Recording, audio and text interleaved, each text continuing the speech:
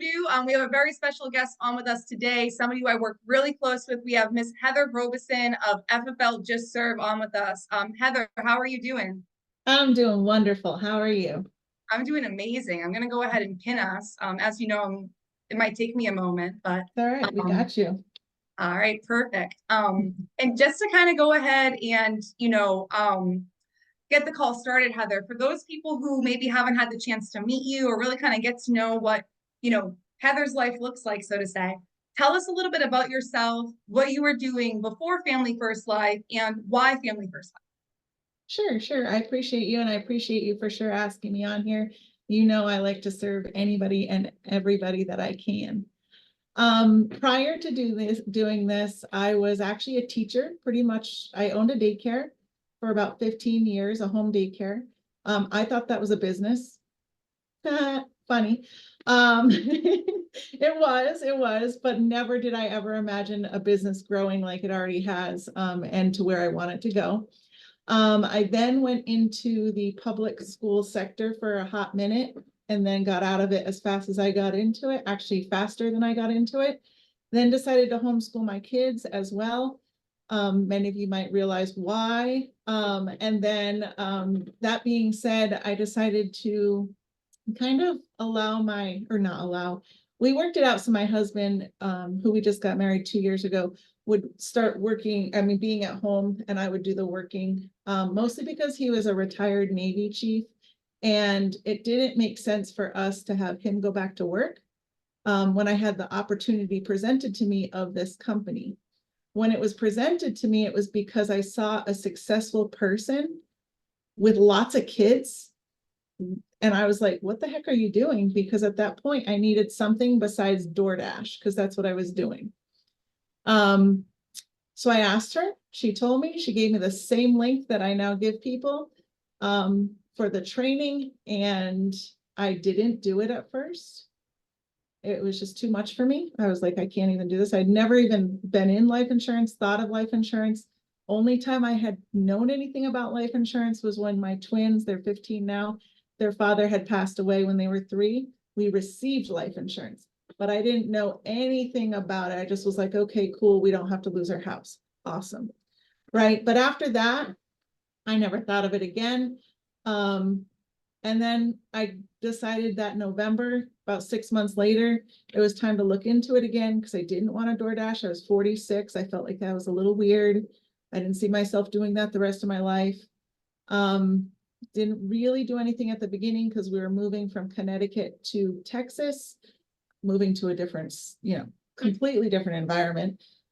And then April came, we got married May. I said, okay, I really need to start making money now. Dug in my heels, and that's what we did. We just moved. Love it. So you do have quite the background, and I would consider a daycare business because I know that if somebody left their children with me, they would probably come pick them up 10 minutes later. So it's definitely a business, but you were good at that. But I love how you were able to retire essentially your husband, which is great. You're like, he served the country, like, let's do this thing. And also it's terrible, but at the same time, I know, and I hear you, it serves you kind of day to day and being able to tell that story of losing your first husband and kind of what that looked like, felt like, and kind of what it might have looked like if the life insurance wasn't there. Yes, So as ma'am. much as it's tough to talk about, or it's a sensitive topic, like, guys, this is reality. Like, we're looking at a real person who's an agent with us, who's like, my children lost their dad at 3. Like, they're not going to be the only children to lose their dad at 3. So whatever we're doing this, like, we have to remember why we're doing it, right? And Heather, you do a really good job of that. Now, we titled the call "Going from Good to Great in the Industry." And that was definitely intentionally done, going from good to great, because I know it was a process, right? Yes, Some ma'am. people come in and they're like, like, oh, I helped 10 families and I helped 30 and so on, right? Now, everybody's story is different. That's also the best part about this business. Okay, guys? So the reason I titled it Good to Great, and I thought that was a good topic, Heather, is because you did a lot of very small things to go, in my opinion, from good to great, right? There was nothing like, you weren't like, I'm going to give up watching TV. I mean, maybe you did. I don't know. But like, you weren't like, I'm going to give up my whole entire life to go from good to great. You were like, I'm going to get a pinned down schedule and get on it. And it started happening, right? You started having these weeks, these influx weeks, these, okay, like these aha moments. So talk to us a little bit about what that might mean going from good to great, like on your end, and what that actually looks like. So when I started really in our team, I was kind of handed over to your team, and nobody did telesales. If I recall, nobody No one did. did. So it was really hard at first to kind of learn pretty much everything on my own, because the person who brought me into the business told me I could. She said I could do telesales. So if somebody tells me I can do something, I do it. Like if they tell me I can, I do it. So I didn't have any thought process in my head that nobody else did it. Like it just wasn't a thing. I just had to figure it out. And I really did have to figure it out. But the one thing that you were asking me kind of, I wrote down some notes, was I had to listen. I really had to listen and learn and take what I learned and apply it. And I had to do that because I didn't have a choice. So I would listen, and I still do. I mean, I still send out daily if I can, sometimes not always daily, but all the trainings I listen to are all the YouTubes that probably half of you have even, Frank, Jesse, all of you people are on YouTube. I still listen to you every single day. So every day when I'm training, I'm actually watering my gardens, listening to training. I'm still to this day. And then I share them. I share them with my team now. I get to do that because I can. And I always said back then, I was like, dang, this is really hard, but I really want to be a good manager. Not that you weren't, because I didn't even ask you. It was a completely different thing. But I want to make sure my team has these trainings. I want to share it. Now, whether they listen to them or not, that's up to them. Guys, that's up to you. What you do with your time is up to you. Going to these events, if I can't even imagine the changes would not have taken place if I didn't go to the events. I go to almost as many as I can across the country. I love to travel. I do. I'll go from Boston to Florida to Texas to Nevada to California. Actually, I've been there before too because of FFL. So I will go anywhere to get the wisdom of the people who I want to replicate. I want to or be able to replicate and do the same thing because they say that I can. So if you tell me I can make $1 million in my 4th year, my 3rd year, I'm going to do it. Like there's no reason. If you tell me I can do it, I do it. So listening and going to the meetings and always just trying to improve yourself because of it. Absolutely. And, Heather, one thing I learned quick about you was, hey, if, we got off the phone and you're like, I'm struggling. And I'm like, Heather, in the beginning, right? Like, because no one knows anything in the beginning, right? I'm like, Heather, how many dials have you made, right? And you're like, well, like 40, right? And then I'm like, okay, we're going to make that like 400, dude. Like, you're like, okay, got it. And then you'd call me when you did the 400. You'd be like, I did the 400. This is my results. Okay, now I see it, because you started to see it moving. But then outside of that, you were so quick to be like, hey, there's an event in Vegas. I'm going to go there. Anytime there's an event pushed out, like even from the beginning, like you were like, I'm going to go there. Like, no matter who it was, it could have been somebody that like, I'm like, I'm not even sure who that is. And I'd be like, I'm going to go. And I'd be like, all right, they're killing it. Like, go do it. Like, awesome. Trey just posted Heather was in like 6 different states in like 6 weeks. Like, that's not a lie. And now, is that everybody's way in, so to say? No, but that's your way of learning. Like you said, Heather, you like to travel, which is also a great part about what we do. We can do it from different places. And you plugged in, right? You were coachable. And I think that's some of the things that we all miss. Like even till this day, like sometimes I'm like, okay, I'm not being coachable today. Like, I just got off the phone with Frankie. He said to do ABC. And I'm like, okay, like maybe tomorrow, right? Like that's not coachable, right? Like that's me losing my coachability. Like you realize like, hey, I'm always going to need to be coachable, right? And I think that that's really important. And in the beginning, like that coachability is key. So you are really intentional about your schedule. Now, talk to us about managing up and downs and how managing your schedule kind of coincides with that. The up and downs of the business are hard. And, I was just thinking while you were saying I travel, the cost of traveling is there, and people are like, she must be wealthy. Heck no, right? I just had to make it work. My family is on board, and the schedule of that is important. Right. So I use Google, just simple Google Calendar. I love it. I'm very colorful calendar. It's a beautiful calendar. I couldn't do it out my Google Calendar. But it's flexible, right? We live in a society, we have families, we have to be flexible. The Google Calendar, you just move it up and down. It's great, right? Or you change the color if you do it. If you have a no-show, it turns red. Like it's a beautiful thing. So keeping a schedule is extremely like the top thing of success, I believe. I think if you don't stay consistent with your schedule, or at least make a schedule that you can be consistent with and do it with the flexibility you're allowed, then it'll be tough for you. But if you keep a schedule, be consistent with it, watch it, change it, adjust it on a daily, if you have to, basis based on your family's needs, that's key to your success, 100%. Absolutely. And I've seen you change your schedule as you need to. And that's one thing like all of our agents are gung-ho on. It's like you need a schedule or you're making this 100 times harder for yourself. So I think you really realize like, hey, let me not make it 100 times harder. Let me have everything mapped out, scheduled like the mom that you are, and let me treat this like a business, right? So I love that. You also brought up something that's really important. You said, my family's on the same page, your family's on board, right? Talk to us a little bit about that dynamic, what that looks like, and kind of what it looked like in the beginning to what it's evolved Yeah, that's actually a really interesting, exciting part of this. With the kids, we were in Connecticut. Ron was here in Texas for a little bit, just a small amount of time. But the kids and I were door dashing together, so we had a lot of fun driving around, bringing people food. Right, so I had to make sure that we still enjoy ourselves as a family when I'm getting crazy busy and working as much as I do and trying to protect as many people.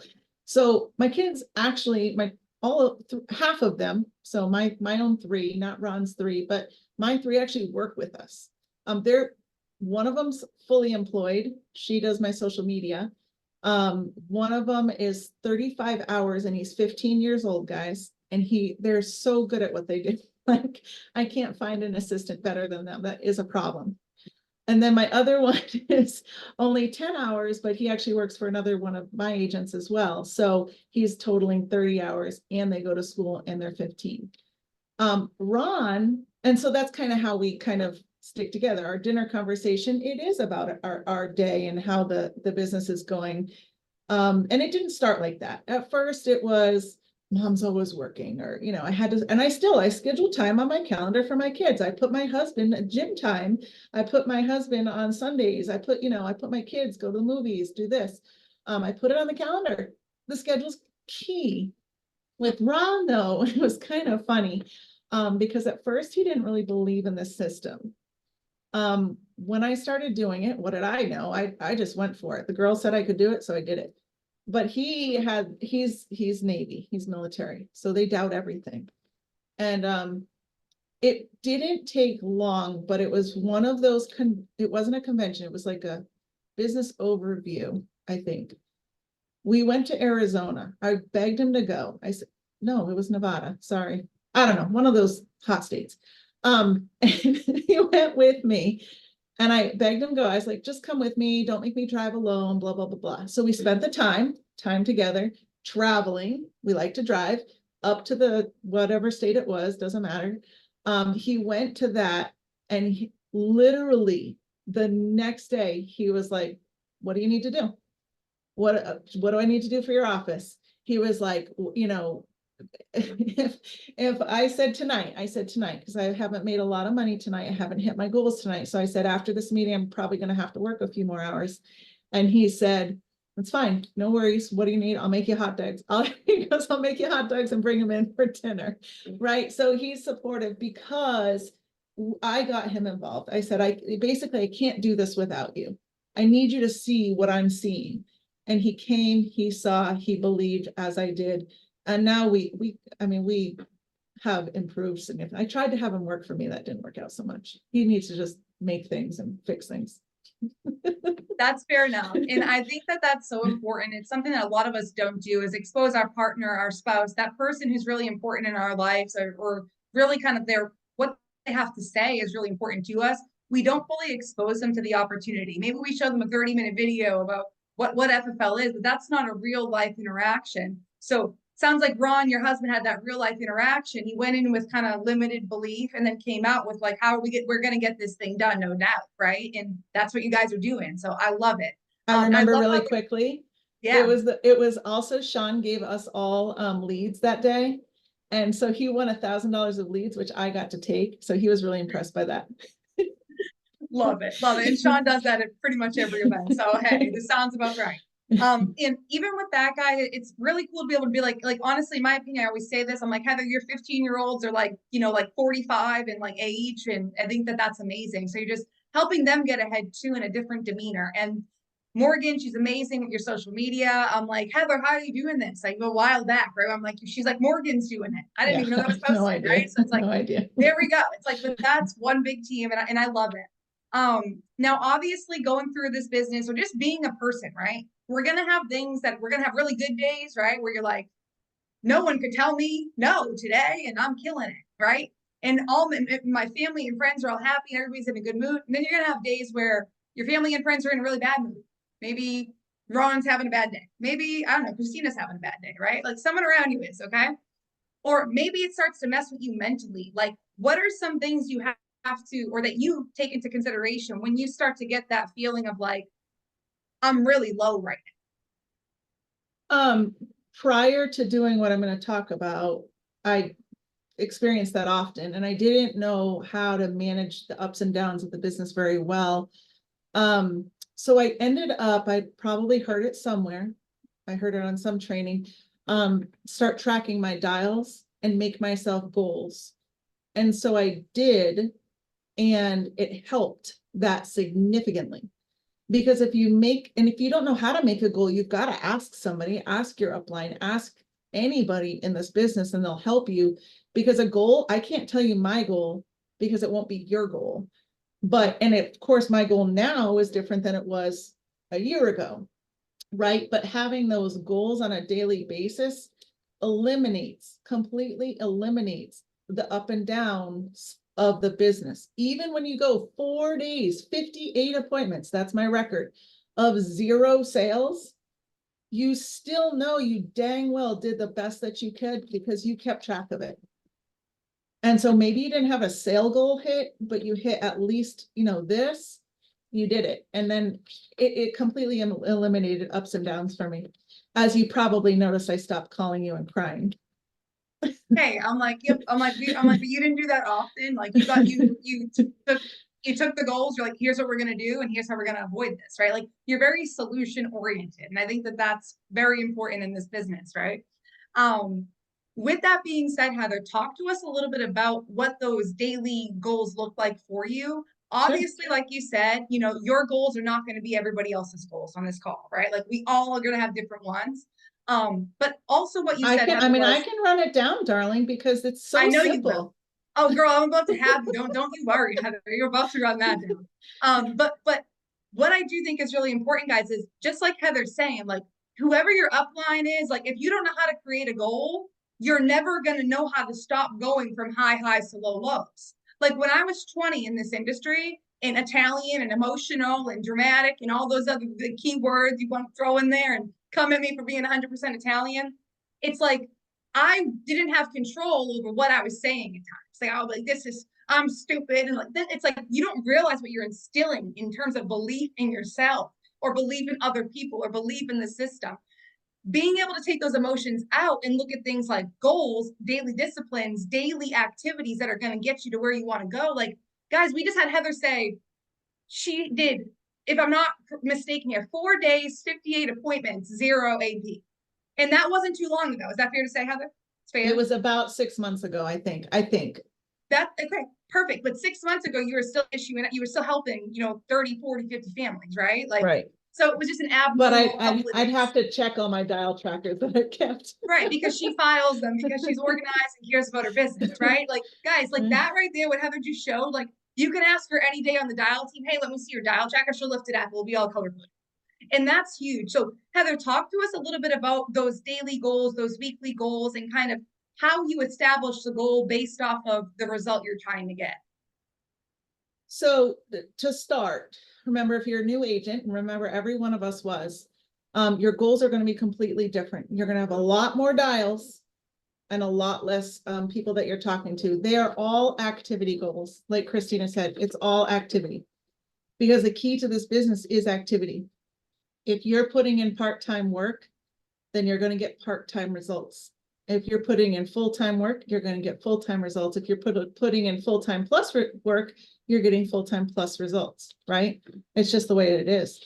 So starting at the beginning, you know, you have to kind of establish with yourself, if you don't want to talk to somebody else, what do I normally do now? What am I looking at? Am I looking at, you know, 500 dials and booking 10 appointments and sitting down and talking to 5 of them and selling 1? If that's what you're doing, that's your number. But if you're not tracking it, you don't know. So the key to setting a goal is to track your numbers. And I'll tell you what, the person who told me that was Paul McLean, actually. I had a phone call with him. I was scared to death to be on the phone with him, but I got on the phone with him. He actually called me from going to an airplane. And he had told me prior, track your results for 5 weeks. So I did, because he told me to. So I did. And then he had me read my results and he said, well, this is what you need to do. So I did. I increased my dials. So the first thing you have to track to get a good goal is your dials. Okay. You have to know how many dials. What's a dial? A dial is a text message. A dial is a hang up. A dial is talking to somebody and then not making an appointment or making an appointment or rescheduling. A dial is not talking to anybody, just ring, ring, ring, ring, ring, ring, hang up. That's a dial. Simple. Put a mark there. You dial. That's one.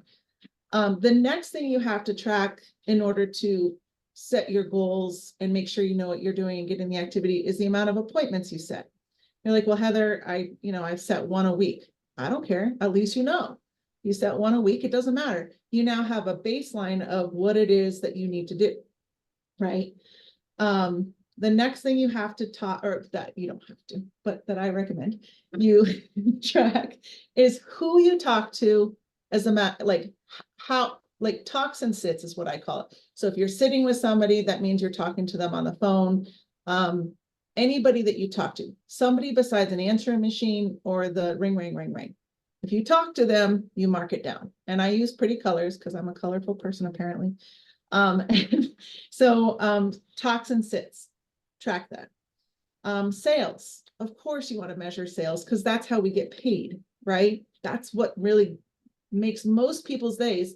If they don't have sales for a week or 2 weeks or 3 weeks, they're like, I've done nothing. But if they're tracking everything else, then you see that you did have the activity, then you can see that maybe there's something else wrong. You reach up to your upline, you reach out to your dial team and figure out what the problem is. Unmute yourself on the dial team. There's a problem if you've gone that long, talked to that many people and had no sales, right? So if you track how many sales you have in a day, a week, and a month, you have that number. The other thing I track is if I dial all my new leads. Guys, if you're not getting new leads, if you're new and you're getting leads from your upline or something, that's fine. But if you've been in this for like 90 days and you're not purchasing leads on a regular basis, what does that mean? Daily. This is my belief. Daily, you have to get a little bit at least of silver or plus leads. And if you're using another lead vendor, like the one that you saw earlier, utilize that, but get new leads on a daily basis, just a few. That's fine if you're starting out. So once you call all those, then you call back your other ones. Then you call on my calendar. It'll have call all the missed appointments. It'll have on my calendar to call all my, people I've called once and never called back, right? So just make your calendar so that it reflects the different calls that you have to make, I guess. I hope that makes sense. And then once you finish those new leads, bam, you get a check mark. So I have to do out of the dials, appointments, talks and sits is one thing, sales and new leads. I also have new agents. So if you hire a new agent, that takes your time.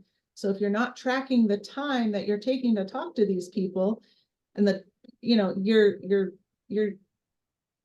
not doing good by yourself. So I have to do 3 out of 6 of those goals on a daily basis to have a successful day. And if I do, I get myself a nice little green section right there. Are you green today? Not yet, which is why I have to work after this, right? So what are the 6 that you have to hit 3 of the 6? So What are the 6? dials, track your dials. Track your appointments. How many?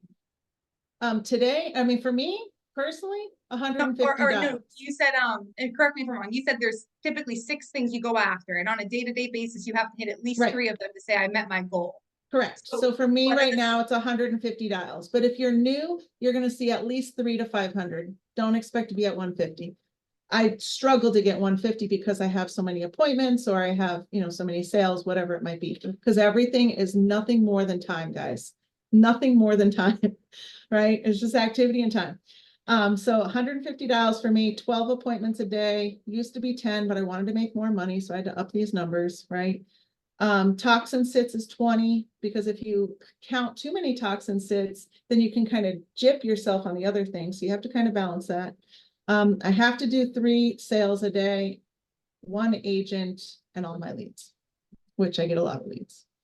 So if I do all that, which would be 3 out of 6 of those things, then I had a successful day. Now, on a day-to-day basis, though, so that you're not going crazy, you guys will see on the dial team, there are times when I up and leave my office. And it's because I would go crazy if I just sat here. But I don't leave for long, but I did hit 25 dials. So if I hit 25 dials, then I leave my office because that's my treat, right? That's my treat to myself, right? And I'll go maybe walk around the pool. Maybe I'll go see my husband. Maybe I'll go check on the kids, whatever it might be, but I treat myself. And if I hit all of my goals for the week, and I'm not talking Monday through Sunday, I'm talking a regular FFL week, then I'm lenient on my wake up time on Saturday and Sunday. And that's just my treat and what I do for myself. I love that. And coming into the business, I know that you weren't scared to work Saturday and Sunday, right? Like, no, you're still not. No. Is that fair? No, correct. Somebody asked, Yep, go ahead. Somebody asked, how many days a week are you working? Laura, that's if I hit my goals, honestly. And so like last week, I had some time I had to take. I had some major things going on, guys, major things. So I had to take some time off during the week to do the things that I had to deal with my kid, my dog, all this other stuff. So I ended up having to work Saturday and Sunday. Nobody told me I had to work. My family knew I had to work because I had to take some time off during the week. We are flexible, right? We have flexibility. But if you let your family, if you let your friends dictate your flexibility, then you're only going to be working to them, not to what you and your close family wants you to be, needs you to be working. Absolutely. And I think that that's really huge, what you said there at the end too, because it's like, it doesn't matter what they want. It matters at the end of the day, like what you want and what you need for yourself and essentially for the family, which it all ties together. But guys, if you could take those 6 things and hit just three, and I know that there's days, Heather, you hit more, right? It's like, but if you could just hit 3 of those every single day, like you're running the right race, I guess is what I'm trying to say. So Heather, I think that's awesome. And then kind of segueing just really quickly, I know that some people are going to ask, what type of leads do you work? I think an easier question for me to ask would be, what type of leads doesn't Heather work? But I'm going to ask, what type of leads do you work right now, Heather? I actually have a script for everything, mostly because Rami inspired me to do mortgage, but I bought mortgage leads and I haven't touched them. Sorry, Rami, but I'm doing so well with IULs and final expense. I don't feel it makes sense for me to move, but I'm not afraid to. It's the same dang thing as anything else. So for leads, I love beneficiaries from the ILC. For some reason, I just love them. I find that they're easy money. Again, if you're not buying enough of something, then you're not going to see the success that you see some people having. I do veteran leads because again, Rami, I love Rami. He was like, Heather, your husband's a veteran, your kid's in the Army. Why aren't you doing veteran leads? And I was like, good point. good point. So I did. And I love them too, because I can help them in multiple ways. If I can't help them with life insurance because they're old and very expensive for life insurance and they're veterans, so they typically have money, then you know dang well I'm going to turn that into an annuity if I can. Right? All my scripts are essentially mismatches of a bunch of people's scripts. I've got a final expense script, IUL script, mortgage script, and a dialer script. Simple, right? And you basically are doing the same thing for all of it. You're using your financial inventory. You're making sure you're doing what's right by the client, what's right by you, and doesn't hurt the company. And if you do all those things that Sean tells us to do, then you can't lose. Absolutely. And to answer your question, Laura, Heather is always live in the dial room, like 6 days a week. So yeah, if you want to hear Heather dial there.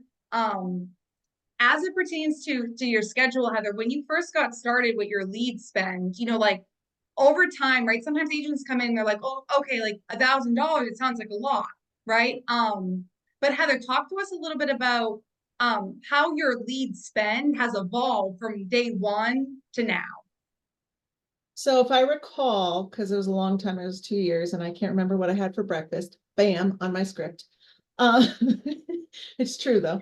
If I recall, I think I started with around, I think I was doing regularly around when I started regularly, right? Because there's the time that you don't believe that you have to do regularly. You think as a new agent that everybody else is lying and you're not really needing to do $250, $500 a week. So at first it was sporadic, right? Because that's what new agents do. Then you realize that they're actually not lying, that you probably should figure out how to invest some money, right? And so you do, but you're afraid. So there's the fear factor. So then you're like, okay, I'm going to dabble in this. I'm going to put what I think I can afford. So I think I did around 250. And then you start seeing your numbers go up a little bit. Sometimes you have failure weeks. Sometimes you do 250 and you see nothing, right? And then you're like, oh, failing. But then you're like, okay, wait, I can't give up now because I know that this is going to work because I have this feeling it's going to work. I see it's going to work. So then you do, okay, I think I can do 500. So I think I did 500 for a good, maybe 3 months. And then I was like, okay, I need to make more money than this. Right? And so then you just start going up to 1,000, 2,000, whatever it is, because you see it working. Right. So you kind of have to have that belief with the lead spend at first. You have to see it work for you, not just for other people. Absolutely. And I think that you were like that prime example of somebody who you saw it work for other people. You knew no doubt if they could do it, you could do it. That part you were never confused about, one thing I always admire about you. And then you just weren't scared to up that spend. Once you saw like, hey, I'm investing more in leads and I'm getting a bigger return. I'm investing more in leads, I'm getting a bigger return. And then it was like, I'm like, Heather, chill. I'm like, Heather, turn the mortgage leads off. Like you're killing it on IUL right now. Like just keep killing it on IUL, right? But things like that, guys, being able to realize like, hey, if you run all final expense, go in IUL or mortgage, it's not like you're changing the game right here. Like all you're doing is it's a transfer of script, right? And You're that's something asking questions. yeah, you're asking questions. You're essentially there's a problem. We're finding the solution on every single lead type. And I love how you said with the older folks, they might not qualify for insurance. Maybe they already have some. We can't beat the price. We can't put them in a better position. You're not walking over that opportunity to say, hey, like, how can I help you with an FIA, right? Like you're opening the door to that all the time. And your numbers are reflective of that, especially this year. So I love to see that, love to hear it. Outside of that, 2 annuities today, that one I can't help her with, but one I think I can. So, and it comes from just asking that question. It's on your financial inventory. and Heather, It's on your training. what's that question? Is there anything else that you have that acts as life insurance, 401ks, IRAs, annuities, significant savings, anything like that? Well, And yeah, Heather, right. And then you feed off of that. right. And how many more people do you think you've helped, and how much more income do you think you've earned just in this year by asking that question? Oh, a lot. Oh God, how much? I don't know a number. I don't know. all of my annuities, except for my own annuities, I transferred my money because dang, I didn't want to lose my money either. But all of my annuities came from that question, 100%, because I ask it every time. I cannot serve somebody properly if I get an 85-year-old person. I would feel horrible if I tried to get them a $5,000 policy and they had 500,000 in an account that I can do better with. They don't need to spend $100 and something on a $5,000 life insurance policy. I just don't feel right about that. Absolutely. So you don't overcomplicate things, Heather. You just do things, and when you need help, you reach out for help. And one thing you do is like you'll reach out for help and you'll apply it. I've never seen you reach out for help to somebody and then like be like, oh, I'm just gonna waste, Dominique's time for 20 minutes. Like you don't do that, right? So time's expensive. Yeah, somebody taught me don't be an askful, like so just like ask questions if you want to actually get the information and apply it, right? So thanks for always doing that, Heather. But aside from that, Frankie, Jamie, anything else you guys got that you want to ask Heather before we wrap it up? I mean, you hit on all the major stuff. I just want to say it's refreshing to see someone essentially just follow the system. I mean, it's not like this isn't rocket science. And I think everybody wants this magical piece of advice, and it doesn't exist. It's track your dials, hit 400 dials a day. That's back when now we got the dialers and all that stuff. It's not, but that was the magic. Hey, dial until you show 10 presentations a day and 400 dials, like just stupid stuff like that. Asking the golden question every single appointment. The stuff that we teach that we've seen over and over and over again, people win. It just works. And getting to the events, I mean, I think this was fantastic for anybody that's been doing it or is brand new, because it's very solid advice on how she's winning, and simple too. Absolutely, for sure. Well, thank you, Frankie. Thank you, Jamie. And Heather, thank you so much for being on with us today. Anything you want to add before we jump off?